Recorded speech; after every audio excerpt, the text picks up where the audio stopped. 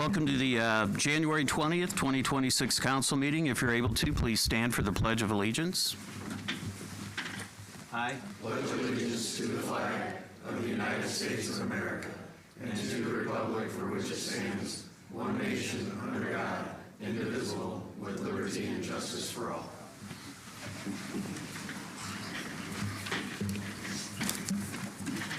Thank you. Welcome everybody to tonight's meeting, whether you're here in person or watching online.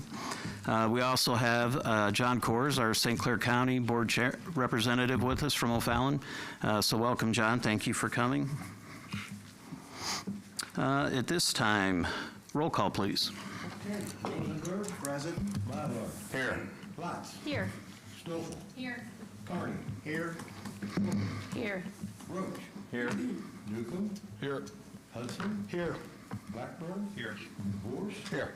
Campbell. Here. Harshman. Here. Ford. Here. Fletcher. Thank you. Everybody should have received a copy of the minutes in your packet. If I can I get a motion for approval of the minutes from January 5th? Second. We have a motion, we have a second. Do we have any discussion on 1.4?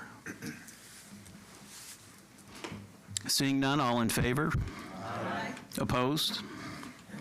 Motion carries. We do not have any public hearing. We do not have any city presentations. So at this time, we will move on to the first of two public comments. This portion of the City Council meeting is reserved for any member of the public wishing to address the City Council. The Illinois Open Meetings Act 5 ILCS 120/1 mandates no action shall be taken on matters not listed on this agenda.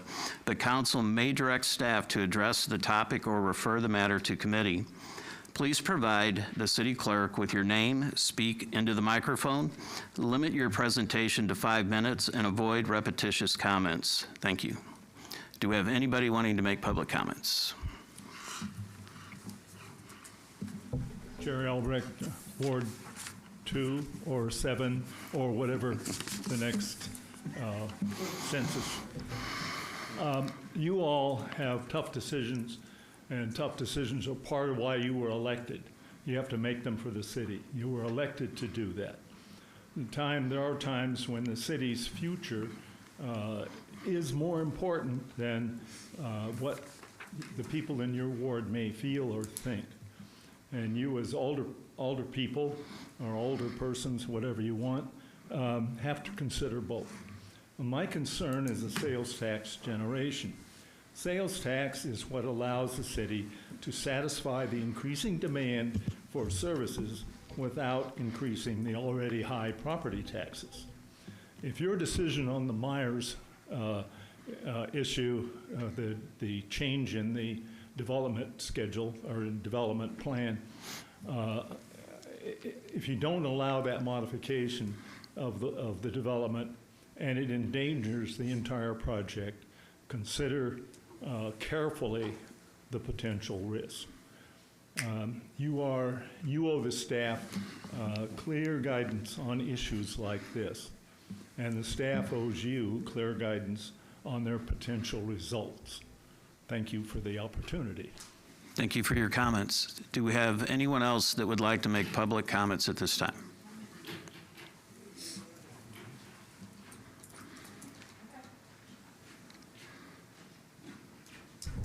Okay, they're setting. Oh, you're coming. Good. Myers coming. Okay.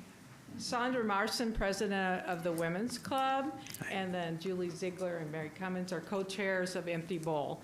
And we are here tonight to remind you, especially to mark your calendars, because it is not on Wednesday, but it's Fat Tuesday, because we couldn't get our location after last year for Empty Bowl. So please mark that, because it's such a habit when we've been doing it for 15 years that, you know, we're a little worried people will forget. So the good thing is for the religious groups, you know, you can have meat on Tuesday. So mark that on your calendars. Just a few notes for the council and any new council members. The Empty Bowl, and I'm Mary Jean Hutchison, Ward 2, and I'm on the committee. The Empty Bowl is a community impact partnership and we've been doing this for 15 years. And the key points is that we raise over $15,000 annually for the O'Fallon Food Pantry with 100% pass-through. The club takes no profit. Empty Bowl supports economically challenged residents of O'Fallon. It aligns with the city's public welfare and quality of life goals. This is truly a community benefit partnership with no administrative overhead. Between the sites and the schools that we deliver to, we have over 1,500 participants.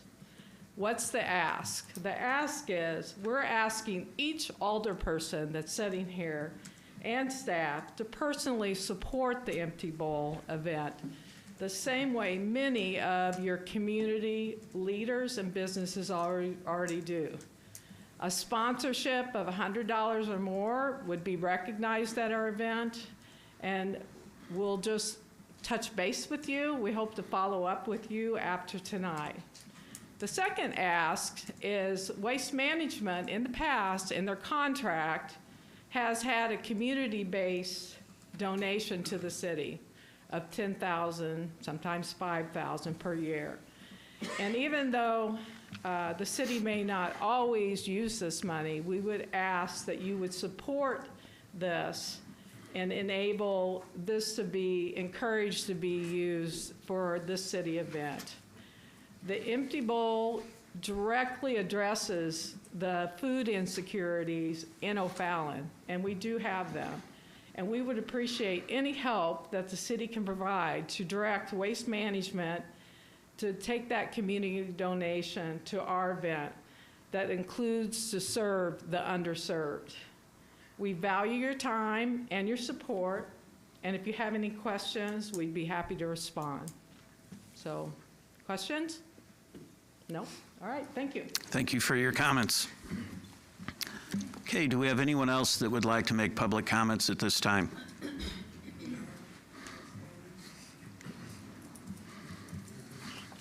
Good evening, Doug Gaines from Ward 5. I'm a concerned resident who's watched with growing alarm as our local leaders prioritize foreign interest over community's well-being. Tonight I stand before you to oppose the proposed solar farms on Posh Road and Ryder Road. These projects aren't just misguided, they're a direct threat to our environment, security, and sovereignty. Building on your troubling consent and sanctioned use of Chinese-made electronic voting machines, which are riddled with vulnerabilities and have been proven to compromise elections, approving these solar farms would further entrench control by the same adversary, China, our #1 adversary in accordance with the 2025 National Security Strategy. We, the citizens of O'Fallon, do not consent to our tax dollars, land, or resources funding this betrayal. It is time to reconsider and reject these proposals outright. Let's start with the undeniable environmental devastation these solar farms would unleash on our land. Far from the green paradise promoters claim, large-scale solar installations clear vast areas, fragmenting habitats and displacing wildlife, including birds, insects, and mammals that call our region home. A global assessment reveals reduced land reflectivity, decreased vegetation cover, and altered local temperatures, leading to ecological imbalances. Panels contain toxic cocktails like cadmium compounds and silicon tetrachloride, which pose public hazards through leaching into soil or water. Construction causes soil compaction, erosion, and polluted runoff, while water demands for cleaning further strain resources. Research shows electromagnetic fields from inverters disrupt animal navigation and behavior across species, with potential unstudied effects on human health for nearby residents.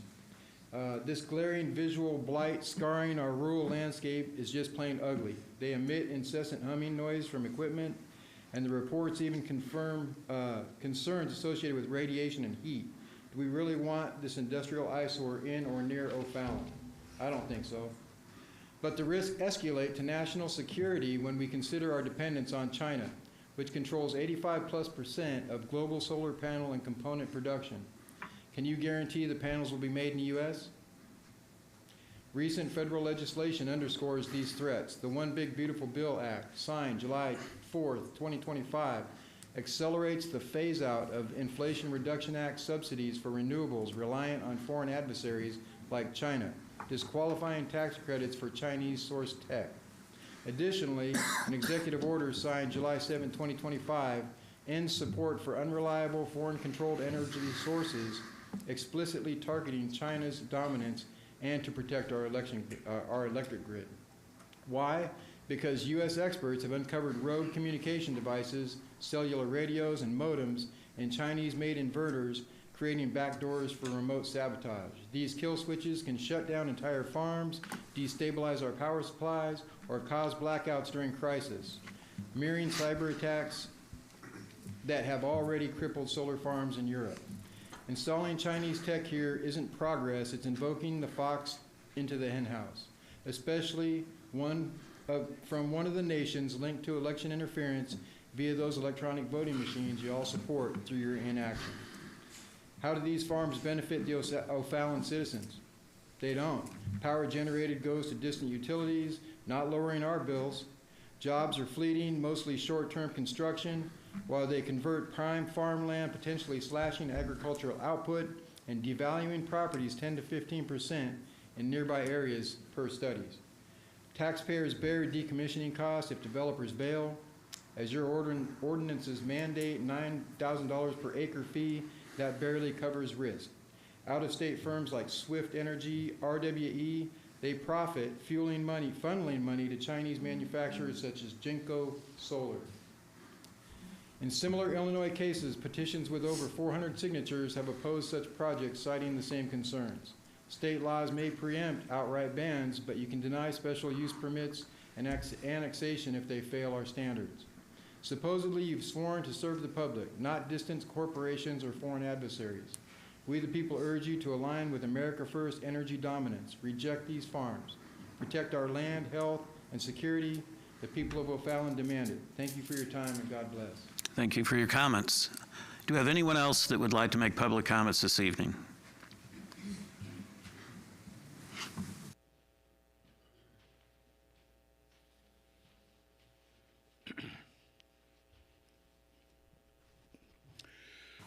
Vern Moyer, Ward 3. I don't know where to start, but here it goes. I noticed in the other meetings, in the committee meetings, on the comment notes, the person's name is named and the comment they give. Fine. But only in the meetings here, you give the person's name and the amount of minutes he was up here. No mention of what the person has said, except for what is mentioned that goes out to the airways. I think it should be noted for what comments are made and what is trying to be said should be notated in the minutes along with any other comments like they are in the committee meetings. My question wasn't answered last 2 weeks ago in regards to the City Fest funds and what was going to be done with it and when the meeting was going to be held to do that. I have seen nothing publicly. I've heard from a few people when the meetings were, but evidently I got the wrong time or the wrong place or whatever, but it's not publicly out there to let us know to give comments for that scenario that's going to happen on the 3rd of July. Among the items I have notated are items that I always bring up in regards to the warrant report and the amount of money the city's spending. I believe it's probably you're thinking, oh, I'm just being redundant, that's fine. But I just want to let the people know where the funds are being spent at and maybe find out why they're spent for whatever. So you spend $1 million, but the thing is, it's not going to be paid until whatever, because I'm under an impression the bills that were for 2 weeks ago were just paid when you signed it into today with rented into the record. So these will be coming up later. Probably not worth of any interest to you, but there's several things on here, but you know, I don't know. I just don't get any answers to a lot of my questions, and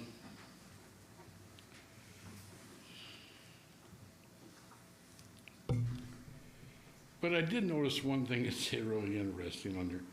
You bought some basketballs, I think 30 or 36 for $1,300 and something. And I'm thinking back, when I was a kid, I had a basketball and a football. I'm 77 years old, and I still have my basketball and football. What do you need all these basketballs for? You know, there was a bunch of them, and plus lockers and everything else, basketballs, footballs, soccer balls, whatever was in the old Katie Center when you tore it down, but you didn't want to go in there and take it out. You wanted new stuff, just like all the new stuff you're buying. So I don't know what to say for it, but I still got 5 minutes at the end of the meeting. Thank you. Thank you for your comments. Does anyone else have any comments they'd like to make in our first session of public comments? Okay, seeing none, we will close that out, and we will move on to the clerk's report. No report tonight, Mayor, thank you. Okay, thank you. For the mayor's report, 6.1, Ms. Foney. Yes, Mr. Mayor, I make a motion to approve the reappointment of Doug Disler to the Library Board for a 3-year term expiring February 3rd, 2029. Second? We have a motion and we have a second. Do we have any discussion on 6.1 or any comments? Seeing none, roll call, please. Mallard. Yes. Lotz. Yes. Stoffel. Yes. Carney. Yes. Foley. Yes. Roach. Yes. Newcomb. Yes. Hudson. Yes. Blackburn. Yes. Gorst. Yes. Campbell. Yes. Parchman. Yes. Ford. Yes. Rosenberg. Affirmative. Okay, thank you. Motion carries. 6.2 is just a reminder that beginning February 2nd, the council meetings will be at 6 p.m. That will be our new start time for the remainder of the year. And later in the year, we'll reevaluate how the time change has worked for the council and for the community. The other thing tonight is we will be going into executive session to discuss a possible purchase. And at this time, Mr. Fleming has a comment or two he needs to make. Hello, everybody. Several council members have reached out requesting clarification on the ordinance process, specifically asking whether an ordinance that does not receive the necessary affirmative votes move on to a second reading. For clarifications pursuant to sections A through D of the city's ordinance procedure, a bill for an ordinance is read for the first time, what we call first reading, for consideration and possible amendment. This allows the city council to vote in support or opposition of an ordinance, make amendments, or send them back to committee. Following a first reading, an ordinance is placed on a second and final reading only in accordance with those provisions. If the ordinance does not receive the necessary votes to advance to a second reading following the first reading, it does not proceed to a second reading. So what that means, well, I think you all know what that means. If you have any questions, now's a good time to ask. I do just want to state that was clarification based on an error I made during the committee meeting last week when I was trying to explain the process. It had been a very long time since something, I wasn't sure if something was going to pass, so I was trying to provide clarification based on information I had received from prior staff, and I was wrong. So I did ask them to clarify that so we could all go into tonight's meeting with some reassurance as to what happens depending on whether something passes on first reading or not. So thank you for that. Okay, thank you. Okay, that being said, we have no resolutions, so we will move on to ordinances. First reading. Mrs. Lotz, please. Thank you, Mr. Mayor. I move that we consider on first reading an ordinance amending Ordinance 623, zoning of the City of O'Fallon, Illinois, development known as the Shops at Pierce, located at 700 Pierce Boulevard, parcel number ending -001. Second. We have a motion and we have a second. Do we have any comments or discussion on 8.1?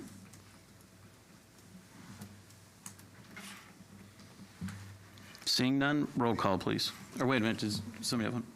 Just one of the things, and I understand the gravity of the vote. However, Ward 6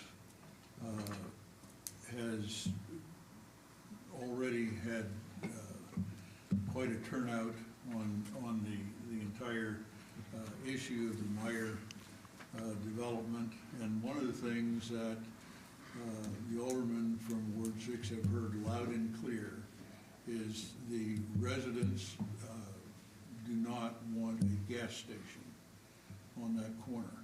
It's already difficult to get out of the subdivision, either going east to South Lincoln or to get on to Greenmont, even with the lights. So that will be the basis of my vote this evening. Okay, thank you for your comments, Mr. Campbell. Does anyone else have any comments they'd like to make? Mr. Rosenberg? I would just say, in line with what I said the last time, if there is no gas station and Meyer develops what has already been passed, the traffic itself, according to our traffic engineers, will be worse. So gas station or pet store or whatever, if traffic is the issue, then this new proposal will decrease the traffic from what they could fall back to. So again, I get that they don't want a gas station there, and again, at the beginning, I was against this entire development. But if their issue is traffic, as Alderman Campbell just said, then this new proposal will provide or cause less traffic. So that's why I'm voting yes on this one. Again, I didn't want this whole development to begin with, so if the issue is traffic, this is the lesser of two evils, so to speak. Okay, thank you for your comments. Ms. Stoffel? I wasn't on council when this was approved back in 2023, so I've made a point. I was engaged in the process and following along back then, but I've gone back and read everything. And to me, this is kind of sort of a personal preference. I think there's a difference in a medical office building and restaurants versus restaurants and a gas station. So that's how I'm basing my vote this evening. Okay, thank you for your comments.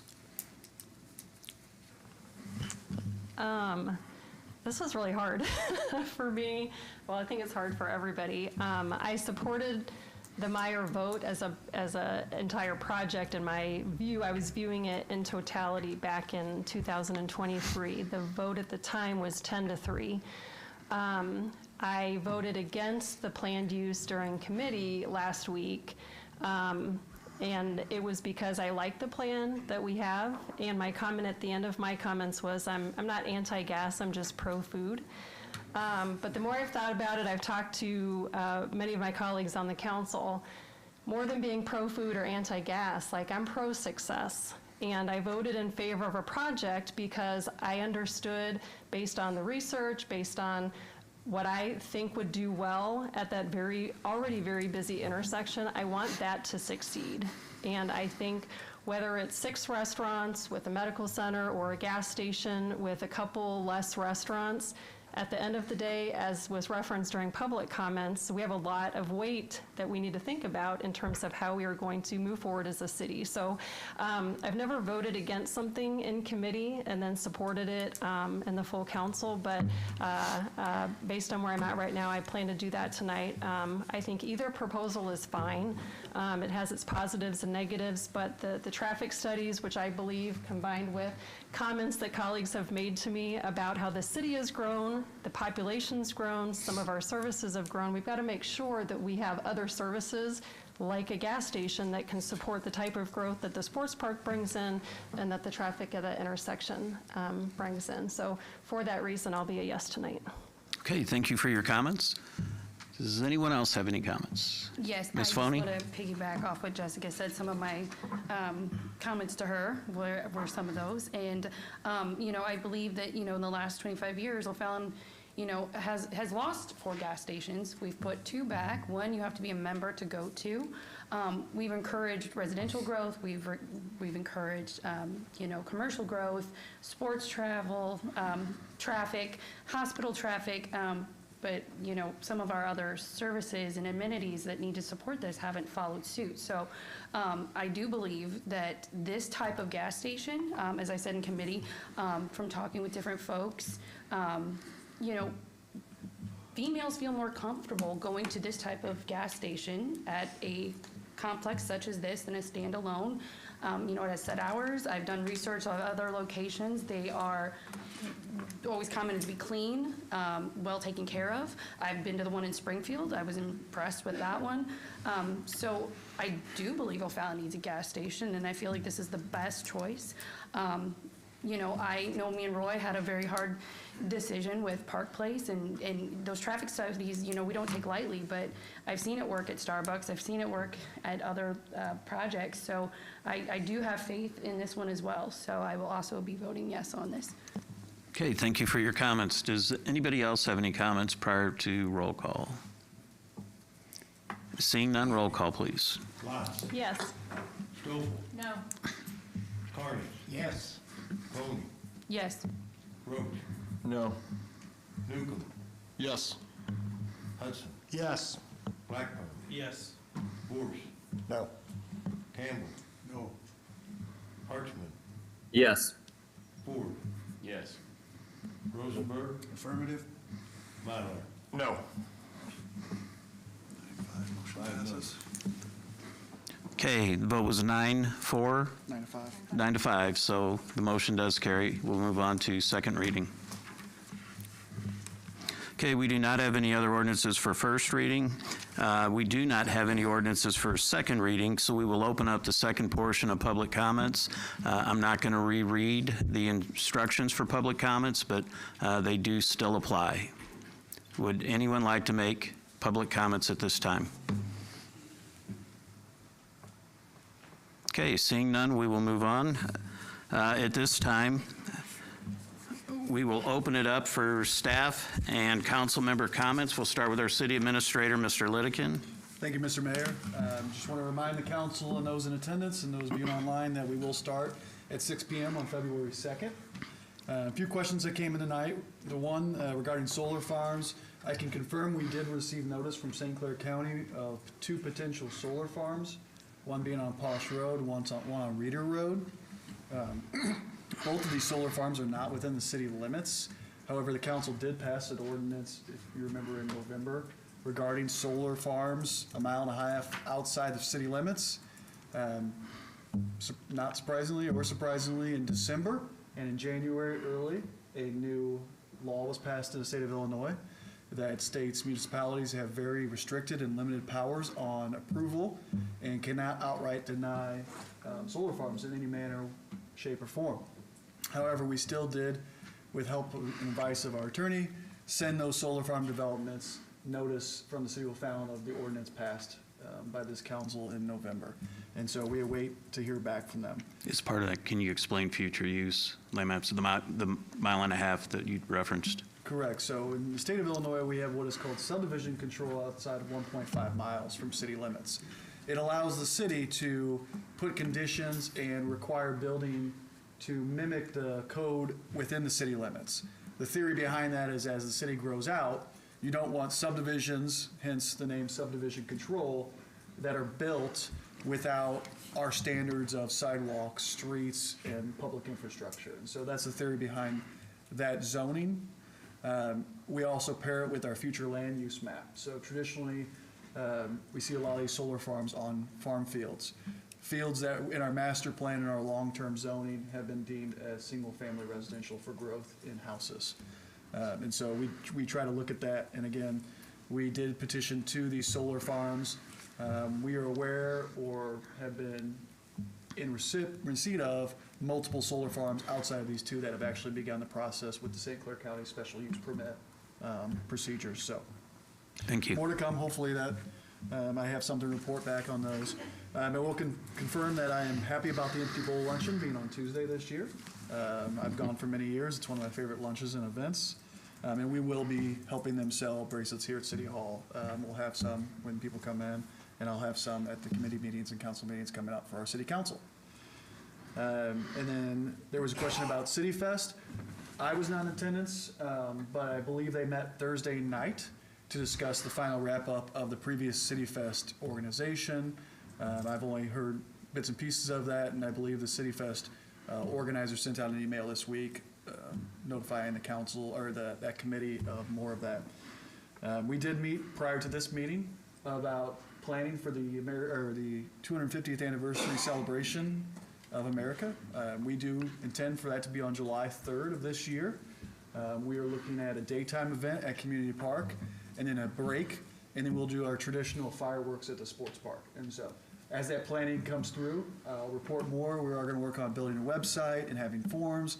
As the committee or the group discussed today, it'll be an event for a lot of our non-for-profits and vendors and businesses in town to come out and show the community what they have. We'll have music available, some kids' games, and the Historical Society, I know, is looking with the Daughters of the American Revolution and the Sons of the American Revolution on having some historical aspects on that. I believe that is covered everything I have written down. Thank you, Mr. Mayor. Thank you. Does anybody else on the dais have any comments? Any of our council members have anything they'd like to share tonight? Okay, seeing none, we will close out. We will move on to committee reports. We will start with 12.1. Mrs. Lotz, please. Thanks, Mr. Mayor. We did meet last week on January 12th. Those draft minutes are attached for review. We have handled all the business that needed to be handled, so our next committee meeting is scheduled, as far as I know, for next Monday evening. Okay, thank you. We'll move on to 13, Public Works. Thank Mr. you, Rosenberg. Mayor. Sorry, I jumped the gun. Thank you, Mr. Mayor. We have not met since the last official city council meeting. Our next meeting is scheduled for next Monday at 7 p.m. Check the website in case times shift. Thank you. Number 14, Public Safety, Mr. Blackburn. The January meeting was canceled due to a lack of business. Our next meeting is February 9th at 6:30 p.m.